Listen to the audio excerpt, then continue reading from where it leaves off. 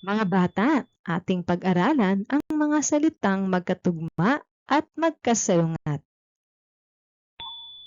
Unahin natin ang mga salitang magkatugma ang tunog o rhyming words.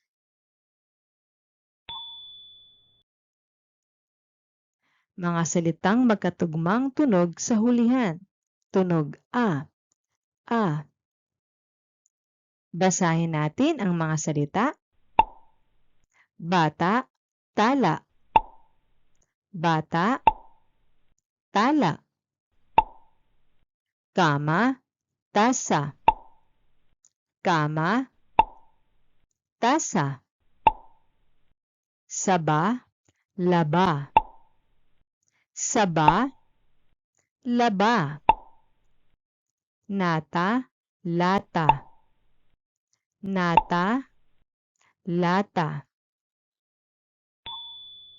Mga salitang magkatugmang tunog sa hulihan, tunog ay. Ay. Basahin natin. Nanay, tatay. Nanay, tatay. Bahay, anay. Bahay, anay. Monay, hukay. Monay, hukay. Kamay, aray. Kamay, aray. Mga salitang magkatugmang tunog sa hulihan. Tunog oy. Oy. Kahoy, amoy. Kahoy, amoy. Langoy, kasoy. Langoy, kasoy. Baboy, taboy. Baboy, taboy. Mga salitang magkatugmang tunog sa hulihan. Tunog o. O. Lolo, loro. Lolo, loro. Lobo, buko. Lobo, buko. Kuko, oso. Kuko, oso. Oto, ocho. Oto, ocho. Dumako naman tayo sa mga salitang magkasalungat. Opposite words. Basahin natin.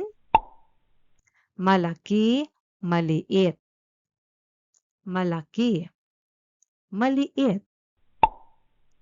Mabilis, mabagal. Mabilis, mabagal. Mainit, malamig. Mainit, malamig. Mahaba, maikli. Mahaba, maikli. Malinis, marumi. Malinis, marumi. Bago, luma. Bago, luma. Bukas, sarado. Bukas, sarado. Malakas, mahina. Malakas, mahina. Maliwanag, madilim. Maliwanag, madilim. Makinis, magaspang. Makinis, magaspang. Maputi, maitim. Maputi, maitim. Mataba, mapayat. Mataba, mapayat.